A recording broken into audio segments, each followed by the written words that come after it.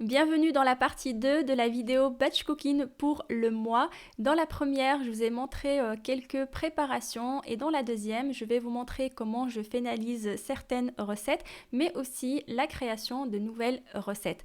Alors pour cette première recette, j'ai mis à cuire le poulet que j'ai préparé façon kebab et pendant la cuisson, je vais profiter de ce temps pour préparer une salade de choux rouges et aussi une salade de carottes qui va me servir pour un accompagnement toute la semaine. Alors il suffit de couper le plus finement possible le chou rouge et également les carottes et donc après je les mélange tout simplement avec de l'huile, du vinaigre. J'ai mis aussi des graines de sésame, du sel. Vous pouvez mettre d'autres épices de votre choix. On mélange bien et on les conserve dans des boîtes qui se ferment bien hermétiquement. Ça se garde toute la semaine sans problème et plus on les laisse mariner, plus la saveur elle est plus prononcée. En tout cas, moi j'aime bien quand ça commence vraiment à bien se ramollir et après donc ça va me servir toute la semaine pour accompagner mes recettes. Et là j'avais le temps, donc c'était un samedi, donc j'ai vraiment préparé une belle petite assiette avec le poulet. J'ai préparé également de la semoule et après j'ai servi le tout avec de la salade verte, le chou rouge et les carottes.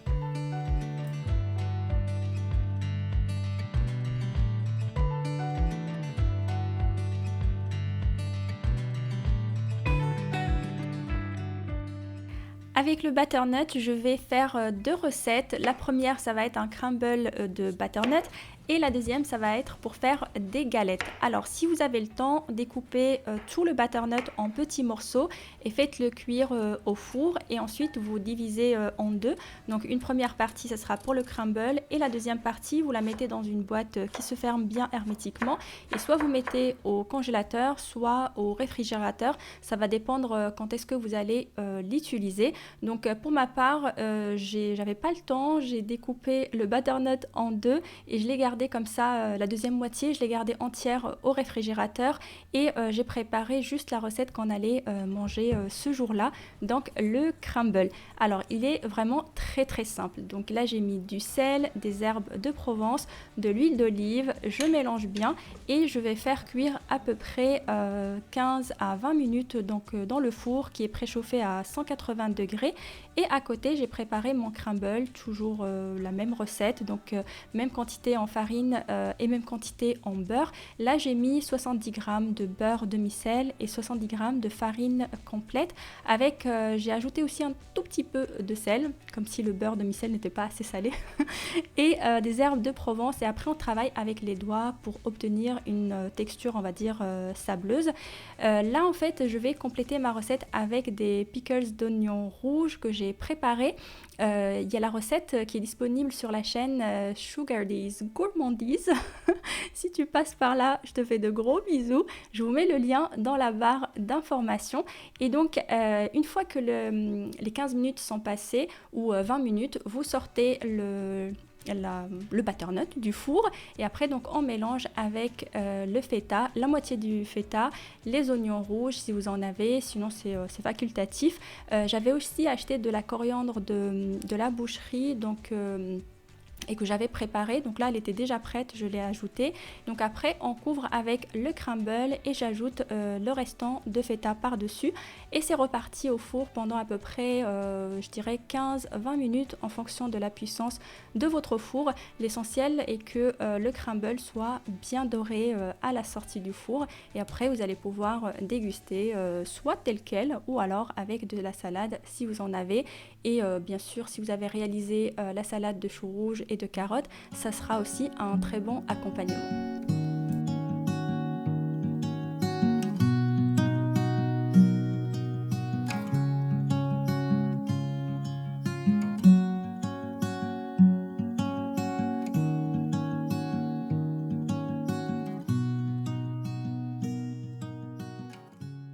Voilà la plaque que j'utilise pour ne pas abîmer mon tagine en terre cuite et aussi mes plaques. Donc celle-ci, normalement, c'est un adaptateur pour les gazinières que j'ai acheté il y a plus de 10 ans au marché.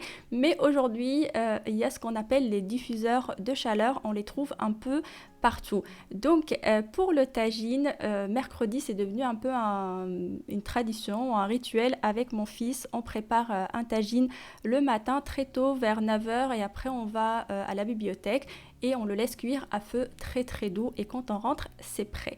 Donc pour ce tagine j'utilise le poulet que j'ai prévu pour faire une sauce et là je vous montre juste mes pommes de terre. Donc le sac que j'ai acheté, à chaque fois je suis obligée d'enlever plus de la moitié de chaque pomme de terre, donc j'étais un petit peu dégoûtée.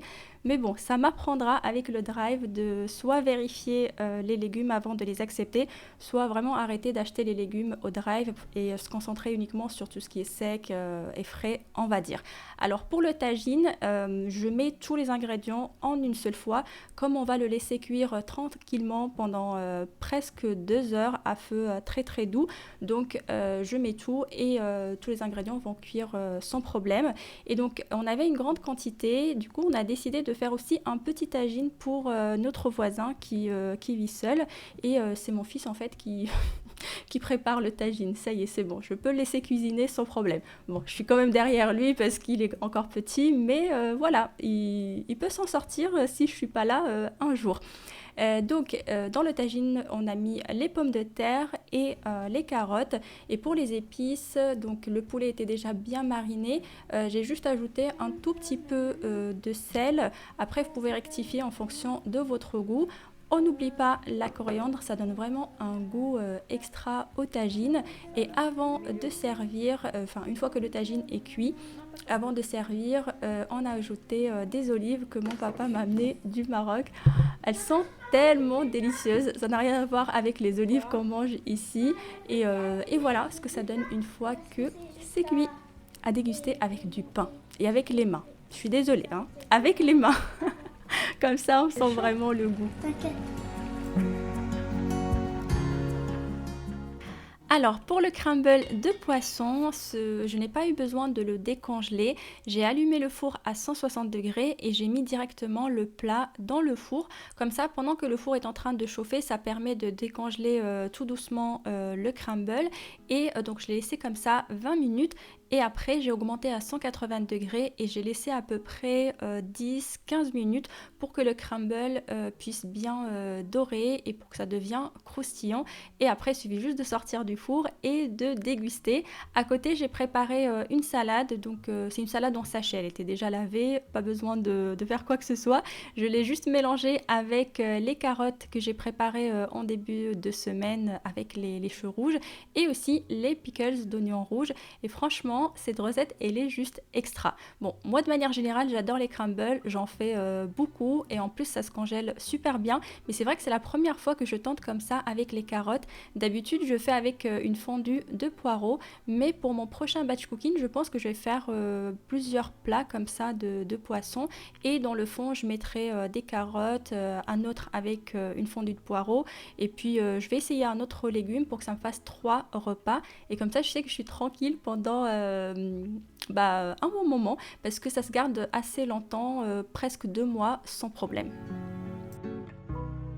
Comme mon fils n'aime pas les oignons en morceaux, j'essaye le plus souvent possible de les mixer quand c'est possible dans une recette. Donc là, je vais mixer 2 oignons que je vais utiliser pour la recette des lentilles et aussi pour les galettes. Alors, en ce qui concerne les lentilles, pensez bien à les rincer la veille et à les faire tremper toute la nuit, au minimum 8 heures. Ça permet de réactiver les graines.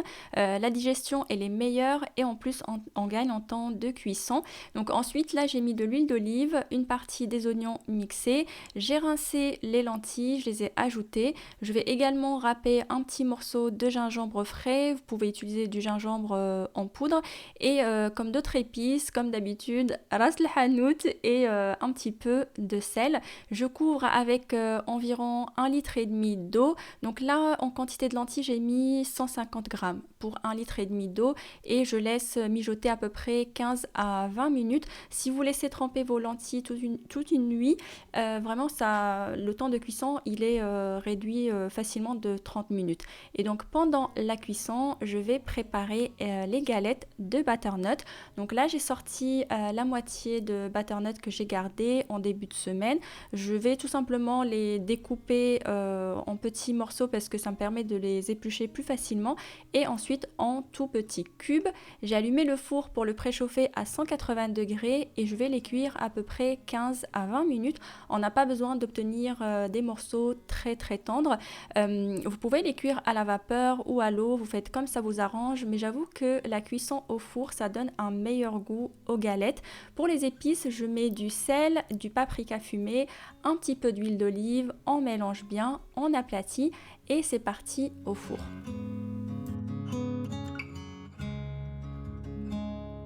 Après la cuisson, il faut laisser tiédir ou complètement refroidir. Là, il fait froid, donc on peut les mettre sur le bord de la fenêtre à condition que ça tombe pas chez le voisin ou sur quelqu'un. Et donc, pour que ça refroidisse rapidement. Et ensuite, je viens les écraser assez grossièrement. On n'a pas besoin d'obtenir vraiment une purée. Et donc là, j'ajoute l'oignon, un œuf. Et alors, en fait, c'était une recette que je faisais comme ça, à l'arrache, genre en live. J'ai pas vraiment de quantité à suivre. L'oignon était très fort, ça sentait très fort, donc j'avais peur que ça donne un goût assez prononcé aux galettes. Donc j'ai retiré une partie et j'ai bien mélangé. Je me suis rendu compte, je trouvais que c'était pas assez liquide, donc j'ai ajouté un œuf. Dans les recettes de manière générale des galettes, on met aussi du lait, mais pour ma part ça passe pas au niveau de la digestion, donc j'ai ajouté un œuf. Et là j'avais une belle consistance et donc on mélange bien. Ensuite j'ai ajouté une cuillère à soupe de fécule de maïs. Vous pouvez utiliser la farine de votre choix.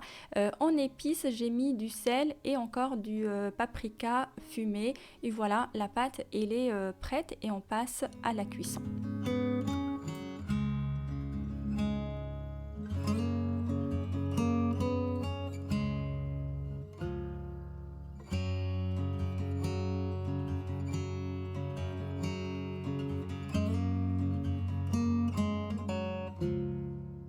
Alors si vous voulez avoir le côté bien croustillant des galettes, n'hésitez pas à ajouter de l'huile pendant la cuisson et une fois que c'est prêt, il suffit de servir. Donc j'ai servi les lentilles accompagnées avec les choux rouges et les galettes. Et là ce que vous voyez ce sont des fleurs de mauve que j'ai séchées cet été, que j'ai eu dans mon jardin et je les ai séchées, je les utilise surtout en tisane et puis là j'ai eu l'idée de les ajouter sur la soupe. Je trouvais que ça faisait joli, ça donnait de la couleur et finalement c'était aussi super bon. Donc l'année prochaine j'essaierai de sécher le maximum.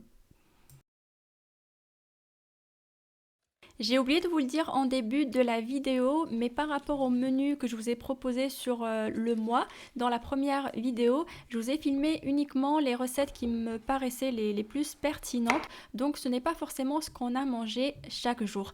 En ce qui concerne cette recette, je l'avais découverte il y a à peu près 4-5 ans dans le tout premier livre de batch cooking que j'ai testé sur la chaîne, c'était celui de Caroline Pessin, et donc elle fait cuire le chou en entier de cette façon, presque à la vapeur parce qu'on ajoute juste un tout petit fond d'eau et on fait une cuisson assez lente. Donc depuis j'ai toujours gardé cette recette en mémoire parce que j'aime beaucoup le chou-fleur et j'aime beaucoup le goût qu'on obtient en fin de cuisson. À chaque fois je change juste les épices ou alors des petits ingrédients que je peux ajouter et en l'occurrence aujourd'hui j'ai ajouté des petits bâtonnets de carottes. Donc la cuisson se fait sur feu moyen et il faut compter à peu près 30 à 35 minutes. Et à côté, donc j'ai allumé le four pour le préchauffer à 180 degrés et je viens tout simplement mettre les sardines donc, que j'ai préparées lors du batch cooking que je vous ai posté la semaine dernière. Il suffit juste soit de les plier ou alors de les superposer et de les faire cuire à peu près 15 minutes dans le four. Sinon, vous pouvez les cuire aussi à la poêle. Juste faites attention à faire rentrer au maximum la farce à l'intérieur du poisson pour éviter que ça ne brûle et après une fois que tout est cuit il suffit de servir. Pour accompagner le tout j'ai préparé de la salade, Je ne suis pas trop fière quand j'utilise de la salade en sachet, mais que voulez-vous, des fois on n'a pas trop le choix. J'ai juste ajouté donc le chou rouge et puis un petit filet d'huile d'avocat et voilà, on est passé à table.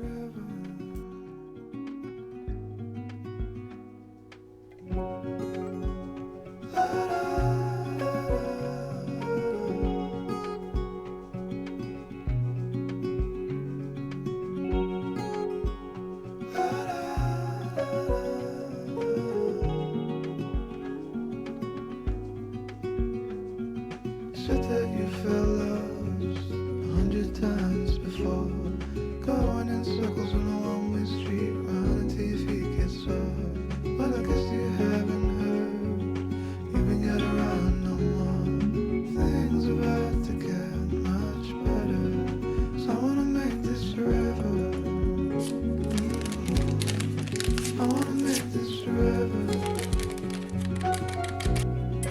I wanna make this forever.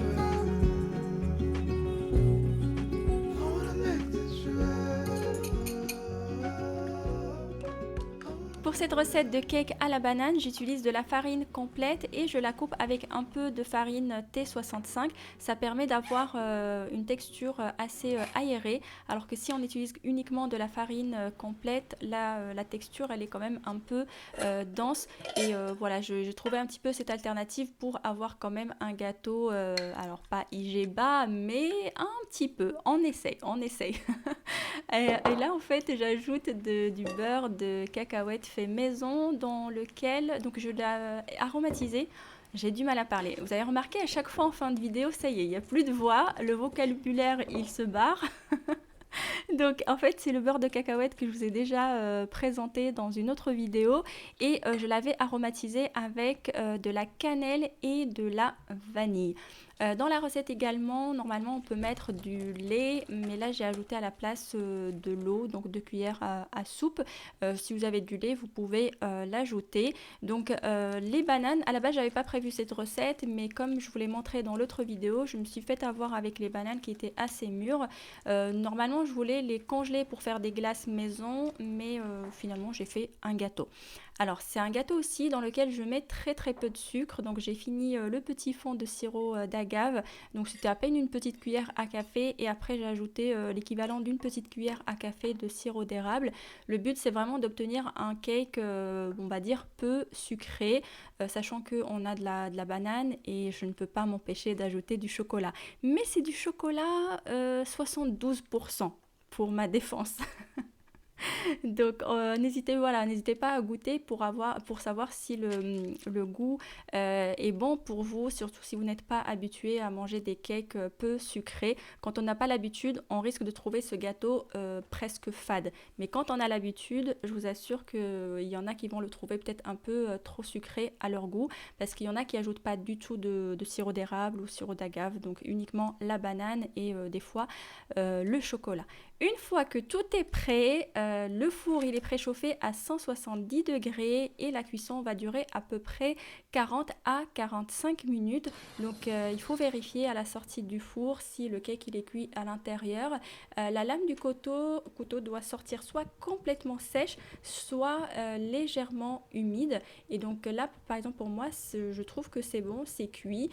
Pour que le gâteau ne s'affaisse pas tout de suite, je laisse la porte du four ouverte et je garde le gâteau à peu près 10 minutes à l'intérieur, comme ça il n'y a pas le choc thermique et ensuite on va pouvoir le démouler.